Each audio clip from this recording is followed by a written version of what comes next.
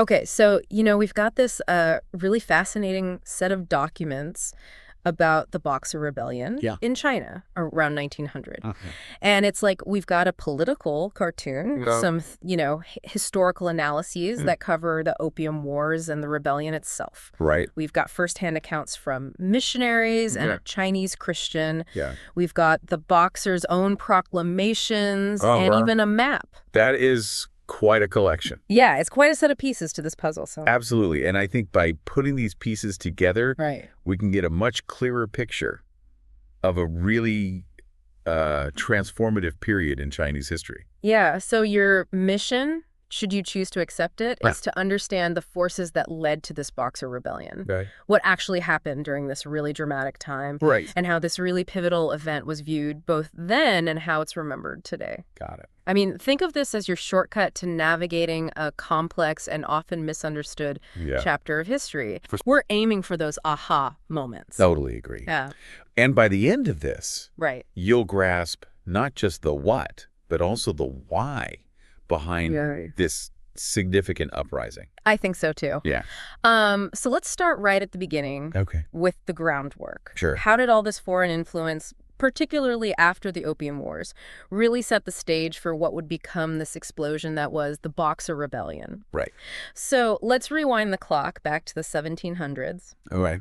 European powers, Uh-huh. Britain especially, were Mhm. just, they were desperate for Chinese goods, Yeah. your silks, your porcelain, your tea. All the good stuff. But the Qing dynasty Mhm. had this really tight grip on trade, Okay. limiting it to Canton, Yeah. imposing all these strict rules, and really insisting on payment in silver. So what's fascinating here is Yeah. this fundamental trade imbalance.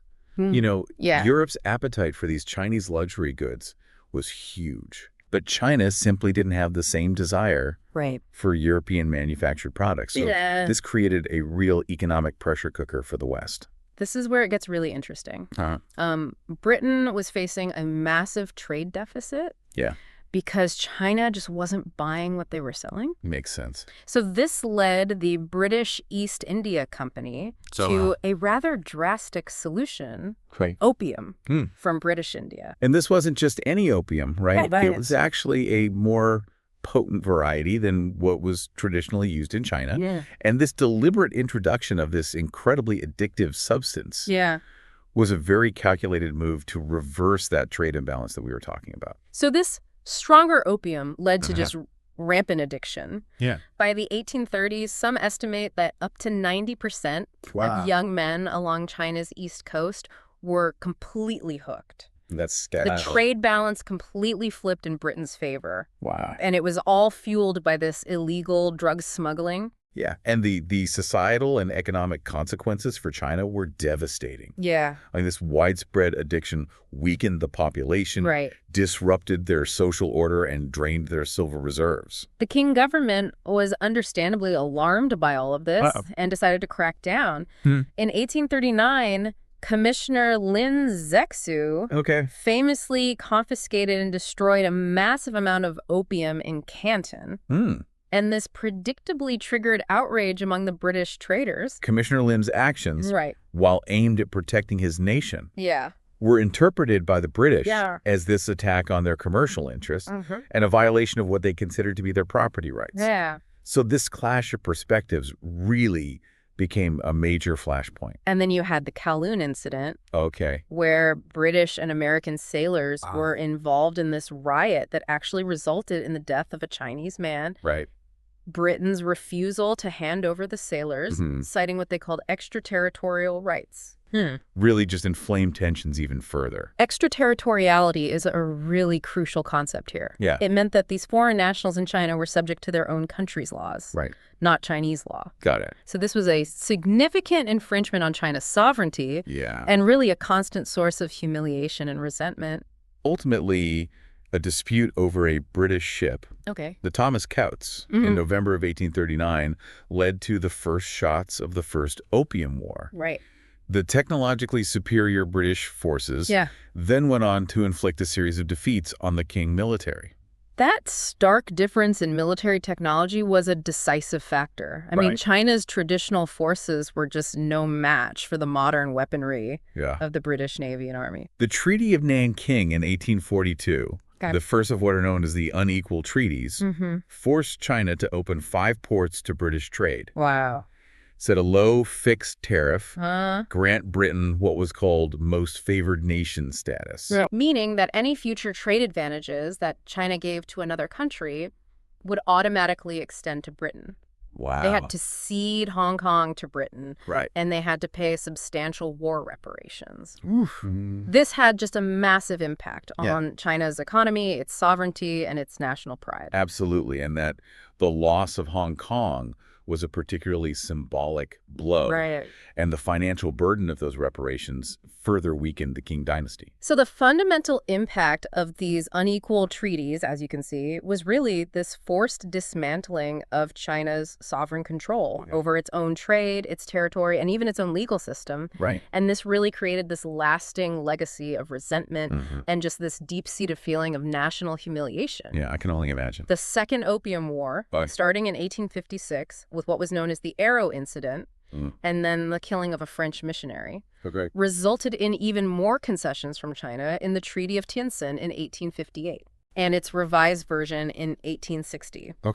These included allowing foreign embassies in Beijing, opening even more ports to foreign trade, allowing foreigners to travel into the interior of China, legalizing the opium trade, and further territorial losses. So each of these treaties further eroded Qing authority and opened up China to even greater foreign influence and control. And the legalization of the opium trade really essentially legitimized this addiction crisis and all of its devastating consequences. So the Opium Wars and these unequal treaties left China significantly weakened and really fueled this deep resentment towards foreign powers.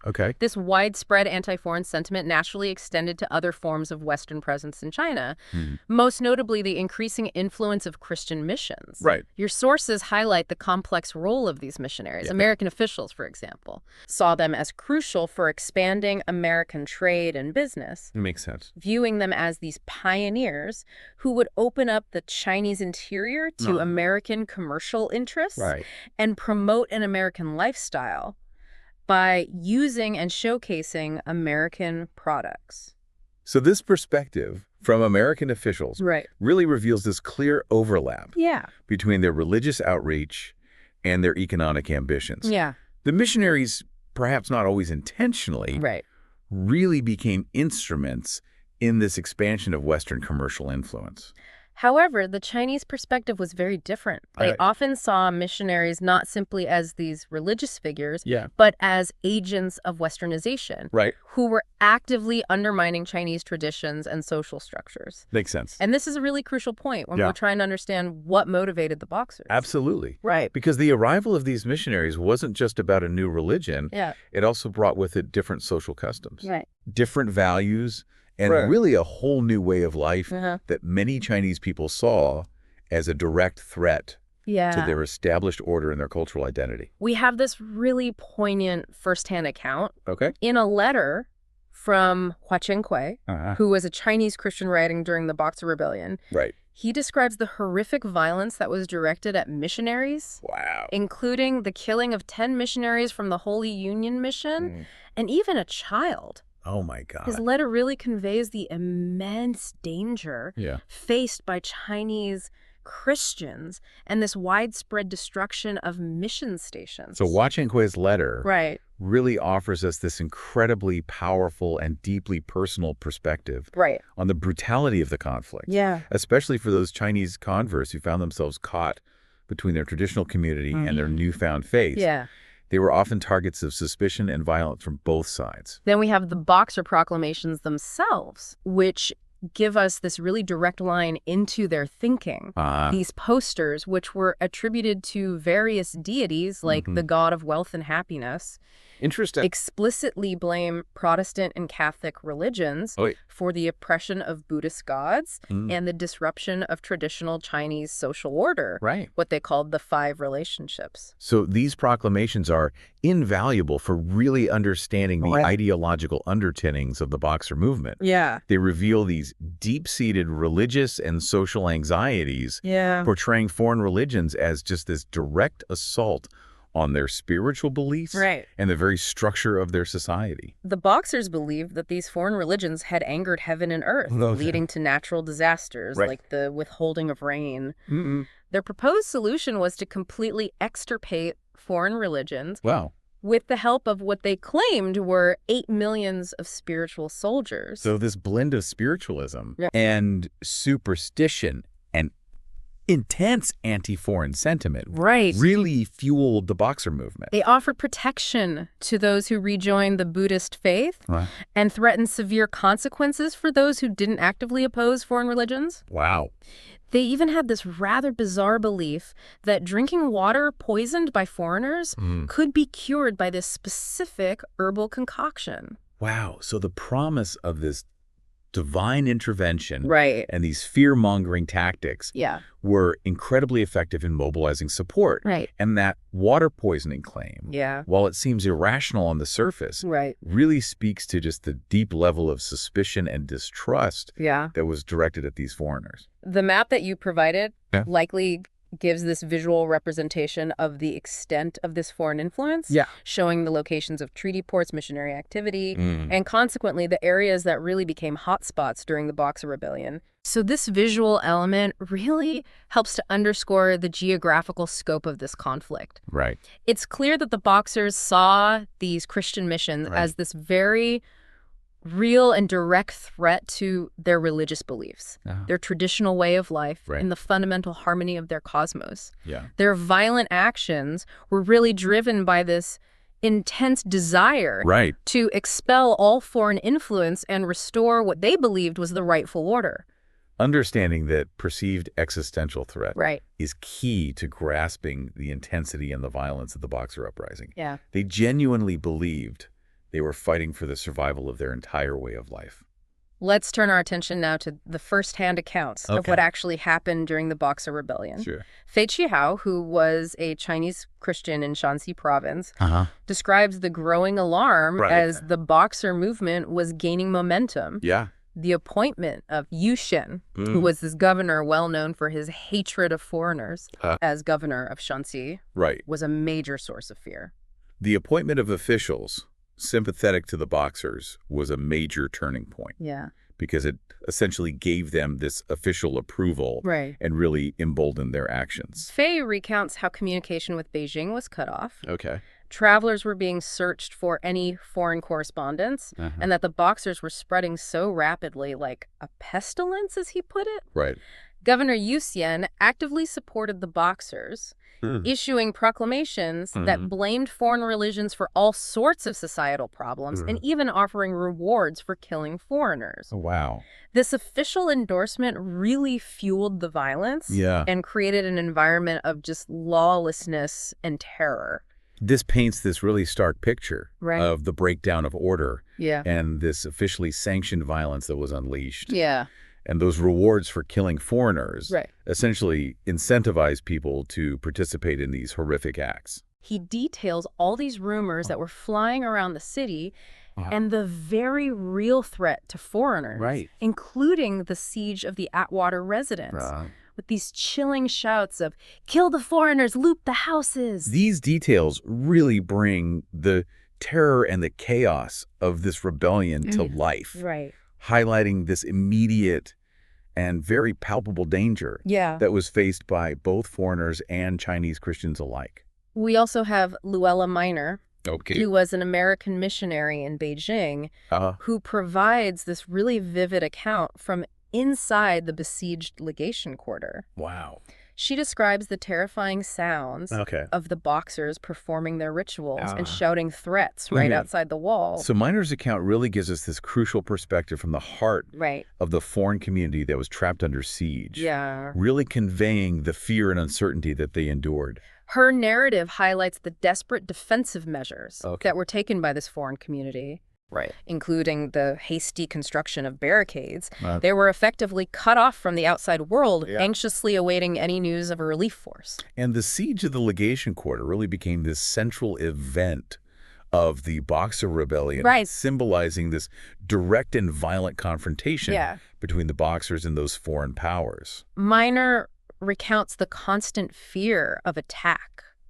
The distribution of placards demanding the complete destruction of the legation quarter, and just the incredibly cramped and unsanitary living conditions as missionaries and Chinese Christians sought refuge together. Food and essential resources were dwindling rapidly. The resilience and resourcefulness of those trapped inside the legation quarter really shines through in her account, as does the shared vulnerability experienced by both those foreigners and their Chinese allies. Finally, she describes the arrival of the International Relief Force on August 14th, after months of being under siege, detailing this diverse composition of the troops, including Indian, British, and American soldiers. So this intervention of this 8-nation alliance ultimately crushed the Boxer Rebellion, but it also starkly highlighted China's significant weakness and its dependence on those foreign powers. The sources that you've shared also compel us to really consider how the Boxers were understood, both at the time and how they're remembered today.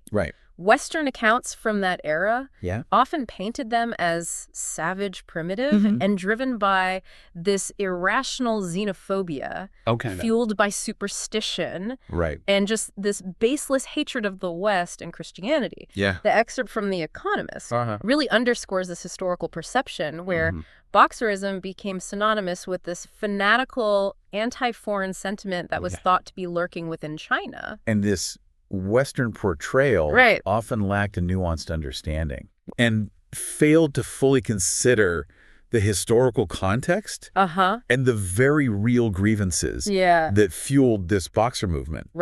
And that savage stereotype, unfortunately, really served to justify the intervention of these foreign powers. However, as the same article points out, within China, the Boxers are often remembered quite differently as somewhat misguided patriots.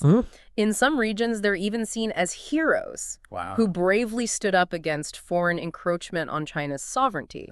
The attacks on missionaries and Chinese converts are sometimes rationalized by arguments that missionaries had overstepped their boundaries and that converts were actually exploiting foreign protection for their own benefit. So this divergence in historical memory is really significant. It reflects these fundamentally different perspectives on foreign intervention and national identity. The Chinese perspective often emphasizes the act of resistance against this foreign domination, even if the methods that were employed were violent and perhaps misdirected. Warren I. Cohen's analysis adds another important layer of complexity. He points out that Empress Dowager Cixi and her supporters, who were resistant to reforms within China, actually channeled this popular unrest in northern China directly into the Boxer movement. Interesting. While the initial focus was on destroying missionary property and killing Chinese Christians, Cixi eventually threw her full support behind the Boxers. Even going so far as to order the massacre of all foreigners in Beijing. Cixi's role really highlights those intricate internal political dynamics at play. The Boxer Rebellion became really deeply intertwined with the power struggles within the Qing court.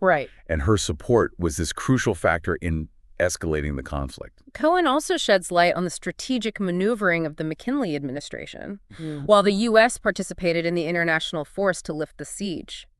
They were also actively working with Chinese officials in the southern and central provinces to contain the rebellion and protect American interests. They even promoted this narrative that the Boxers were primarily rebelling against the Chinese government itself. This reveals those complex and often self-serving motivations of those foreign powers. Yeah. I mean, the U.S., while joining the international response, was also really keen to maintain China's territorial integrity, to preserve their own economic opportunities. Right. Hence, this strategic framing of the Boxers as rebels against the king, rather than this unified nationalistic movement against all foreign influence. So when we ask to what extent were the Boxers misunderstood, it seems the answer is quite significantly. Absolutely. There was this vast difference in how they were perceived as these irrational barbarians in the West versus these nationalistic, albeit perhaps misguided defenders of China. In some Chinese perspectives, right. The reality, as is often the case, was likely this complex mix of this intense religious fervor, this deep-seated anti-foreign sentiment, fueled by decades of these unequal treaties and relentless foreign interference, and a desperate reaction to these perceived threats against traditional Chinese society and its very way of life. Absolutely. I mean, to truly understand the Boxers, we need to move beyond these simplistic labels.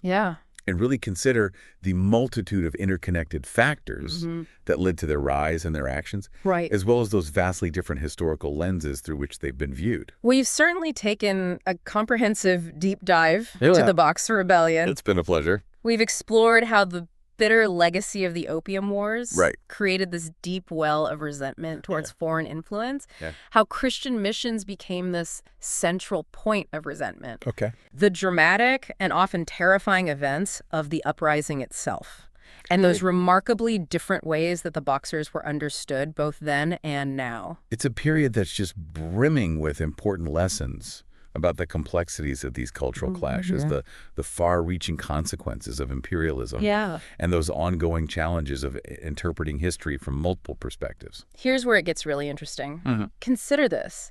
How might these fundamentally differing interpretations of the Boxer Rebellion continue to shape the often complex relationship between China and the West in our world today? Wow, that's a great question. Were the seeds of future conflicts, or at least future misunderstandings, sown in this tumultuous period of upheaval and vastly different perceptions?